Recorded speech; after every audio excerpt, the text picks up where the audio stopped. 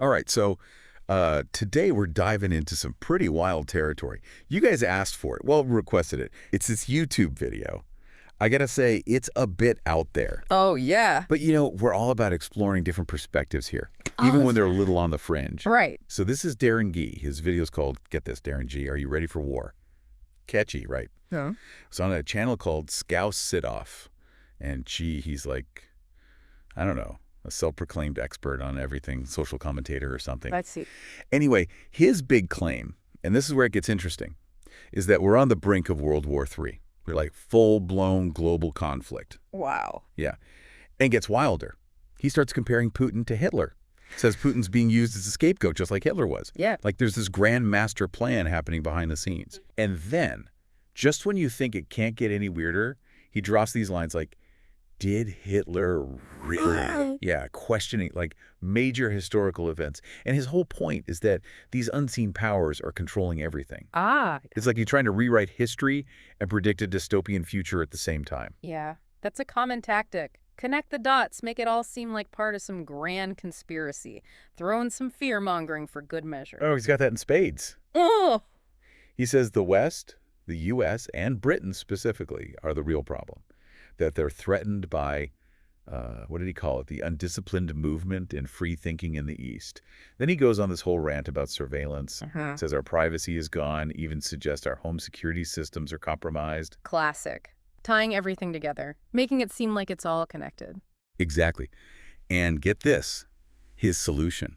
Forget large-scale revolutions. He's all about black ops, like some kind of spy thriller, super secretive, targeted missions, even throws in some stuff about Israel-Palestine, the role of Islam.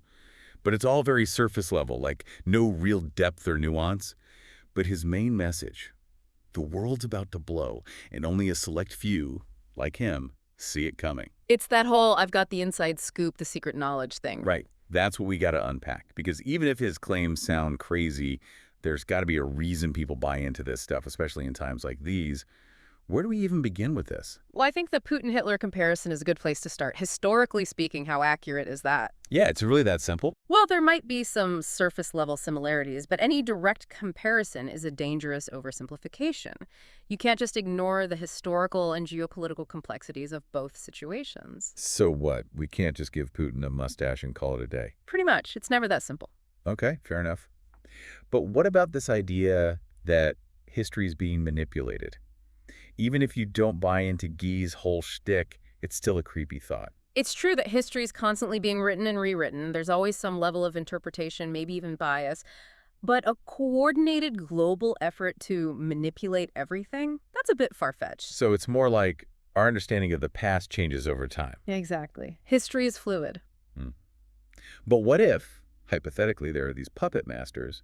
Wouldn't they want to control the narrative, make it work for them? Right, and that's why critical thinking is so important, especially online. We have to question everything. Look at the source, their motives, the evidence, all of it. So how do we sift through all the noise online? How do we know what to trust? That's the million-dollar question, isn't it? Tell me about it. But seriously, any tips? Well, it starts with credibility, right? Look at the source. Are they legit? Do they have a good track record? Or are they known for spreading misinformation? So basically, do your homework. Be an internet detective. Exactly. And don't just rely on one source. Compare, cross-reference, look for agreement from reliable outlets. And watch out for those online echo chambers. The algorithms, they love to feed you what you already agree with. True. It's so easy to get sucked in. Right. And that's where media literacy comes in. We need to be able to evaluate information no matter where it comes from. Which is, of course, what we're all about here. But what gets me about Gee, besides the whole World War III thing, is how he taps into this need for answers, for order, especially now when things feel so chaotic. Oh, absolutely. It's like he's giving people a framework, even if it's totally bogus, to make sense of the world. Right. And when traditional narratives fail or when people feel powerless, these conspiracy theories can be strangely comforting. Like, hey, at least there's a plan, even if it's a bad one. It's easier than accepting that sometimes bad things just happen. It's the illusion of control, right? And once you buy into that, it's hard to let go. You start seeing everything through that lens. Which brings us back to confirmation bias. Yeah. Looking for information that backs up what you already believe. Exactly. And social media, perfect breeding ground for that. Algorithms feed you what you like, what you agree with.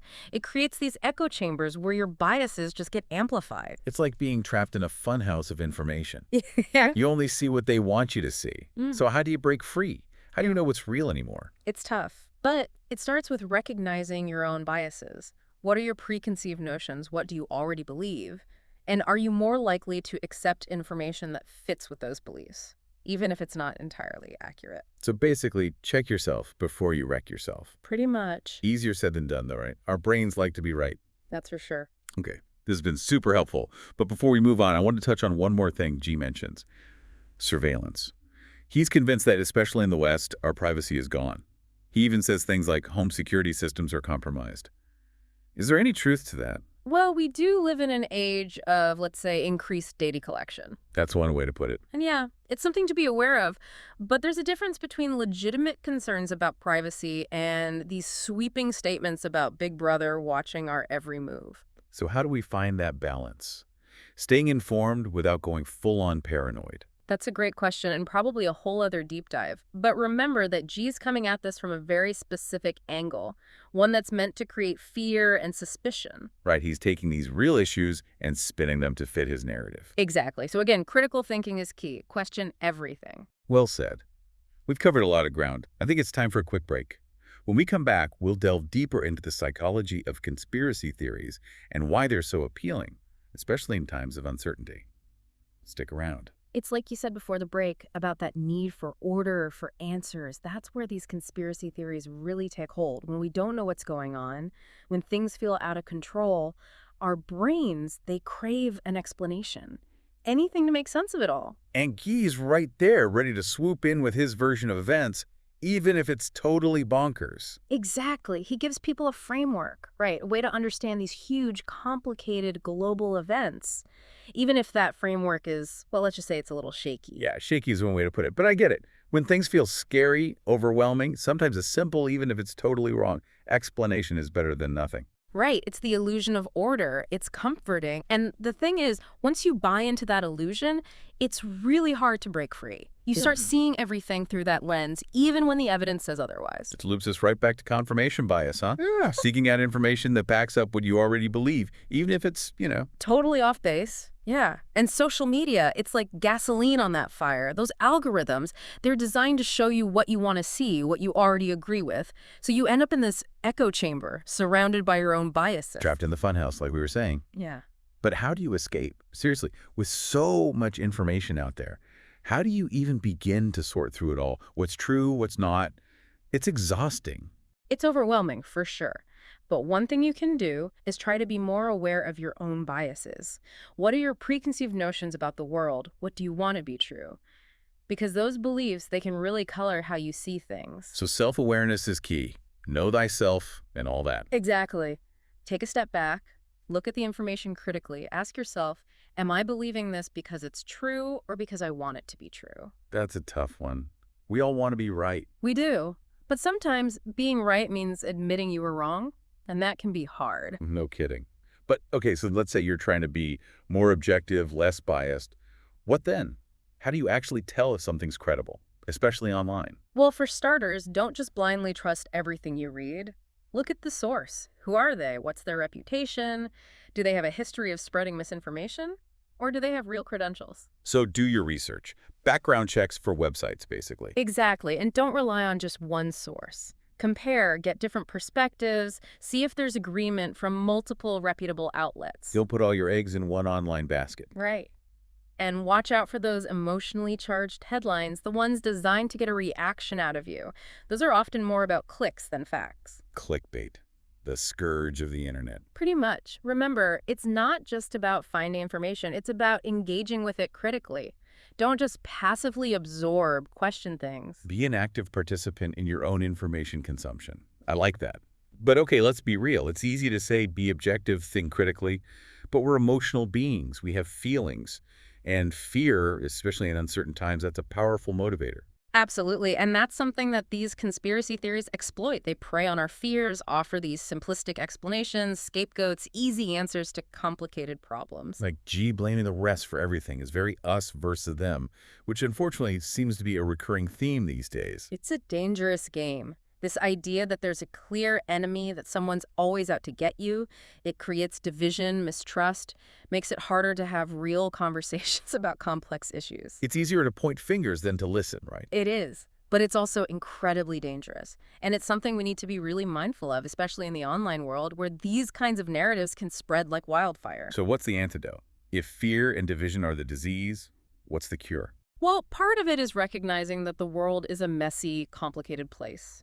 There aren't always easy answers. And sometimes bad things just happen. There isn't always someone to blame. So embrace the chaos. In a way, yes, but also embrace nuance. Embrace complexity.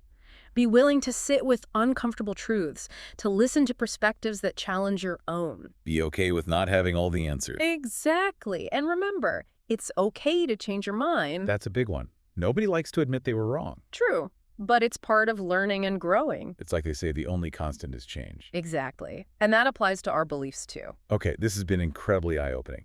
Really makes you think. And I think the takeaway here is that we need to be as careful about the information we consume as we are about, I don't know, the food we eat. It's all about making conscious choices.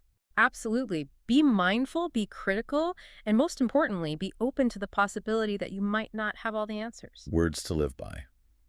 So we've talked about the problem, the dangers of misinformation, the allure of conspiracy theories.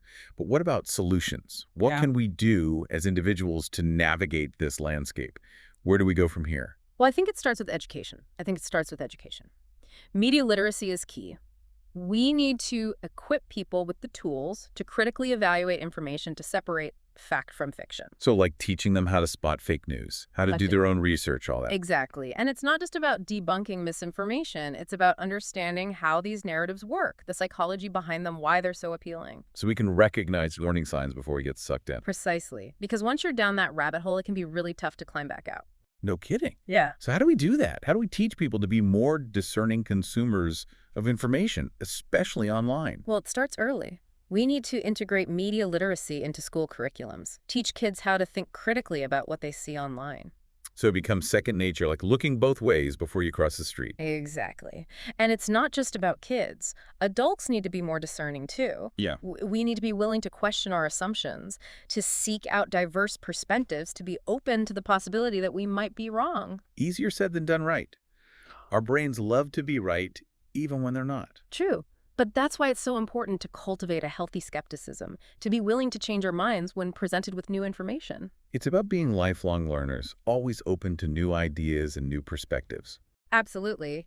And it's about having those difficult conversations with people who see the world differently than we do, engaging in respectful dialogue, even when it's uncomfortable.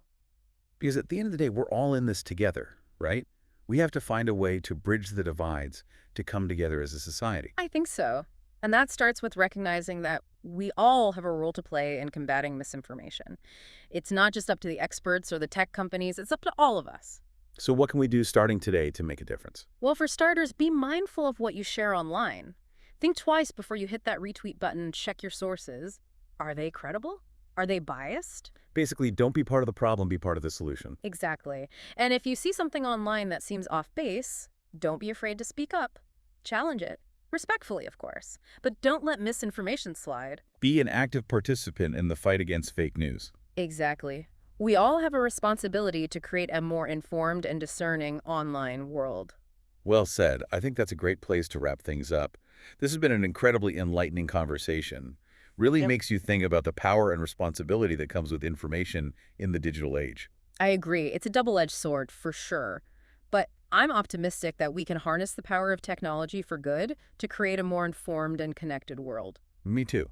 It's all about being mindful, making conscious choices, and never stopping questioning. As always, we encourage you to keep digging deeper, explore the resources we've linked in the show notes, and join the conversation online. We want to hear from you. What are your thoughts on this topic? How do you navigate the world of online information? Let us know. And until next time, stay curious, stay informed, and most importantly, stay critical.